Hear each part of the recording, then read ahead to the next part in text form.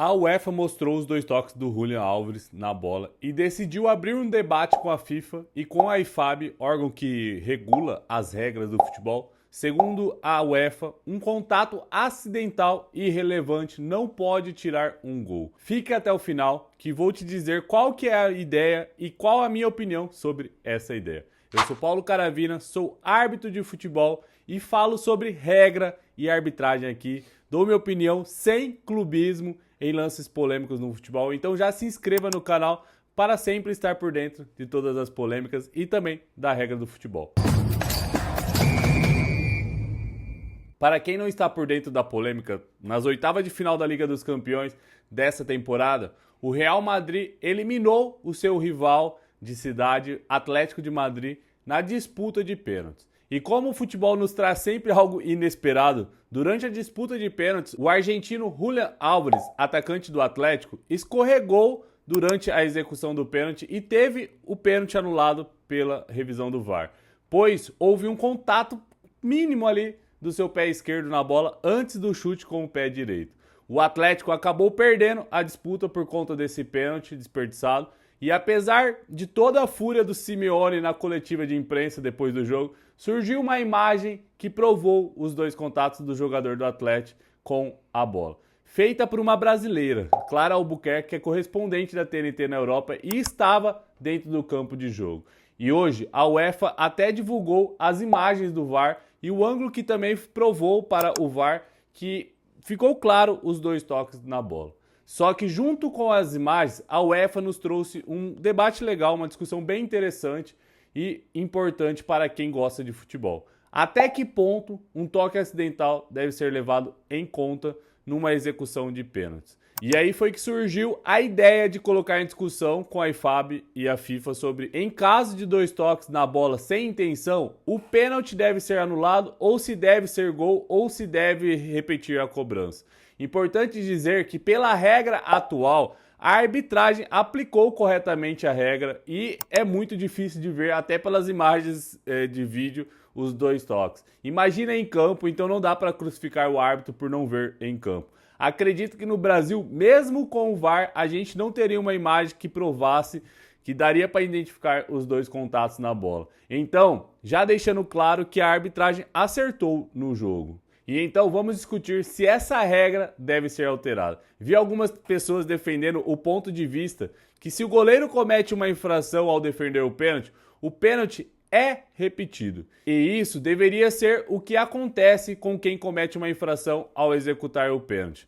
Ideias que são defendidas por outras pessoas. O pênalti deveria ser repetido e não considerado desperdiçado. Só que no pensamento da IFAB e no meu também, o gol só deve ser confirmado se a bola entrar na meta de uma forma regular. E por isso, quando o goleiro pega um pênalti de forma irregular, o pênalti deve ser repetido, pois a bola não entrou na meta. Então, não poderia ser confirmado o gol de forma alguma. E se um goleiro comete uma infração ao defender o pênalti, ao deixar o atacante executar novamente, a regra deixa claro que o atacante vai ter uma nova oportunidade clara de gol. É importante termos esse discernimento que um pênalti é uma oportunidade clara de gol para o atacante. E se ele tem a oportunidade de repetir, ele está tendo novamente essa oportunidade clara de gol. Se o goleiro continuar infringindo a regra do jogo durante os pênaltis, ele pode chegar a ser expulso. Mas isso é um tema para outro vídeo. E já deixa sua curtida aqui para eu saber que você está gostando desse conteúdo e continuar produzindo vídeos aqui para o canal. Já se o atacante comete uma infração ao executar a penalidade, não pode ser mantida a oportunidade clara de gol para o atacante, pois ele já teve essa oportunidade. E por um erro dele, seja tocando a bola duas vezes ou por dar uma paradinha, a punição para ele é que ele desperdiçou a oportunidade clara de gol. Não vamos dar uma nova oportunidade clara de gol.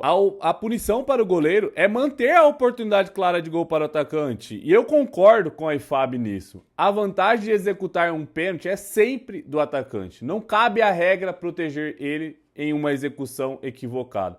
Cabe a ele treinar para não errar a execução. A outra pauta que foi levantada foi da possibilidade de que se em dois toques foi claramente acidental, o árbitro deve desconsiderar os 2 contatos na bola e o gol deverá ser legal. Só seria irregular se o árbitro entendesse que houve 2 toques intencional na bola, e já deixo claro que sou totalmente contra essa ideia, pois deixaríamos de ter uma regra objetiva que se houve 2 toques ali do batedor na bola, o pênalti é desperdiçado, para deixar a regra subjetiva, onde caberia a interpretação do árbitro se houve ou não o toque acidental na bola. E isso, de abrir para interpretações da arbitragem, atrapalha o jogo. Pois eu posso pensar de um jeito, você pode pensar de outro, e uma terceira pessoa pode pensar muito diferente de nós dois.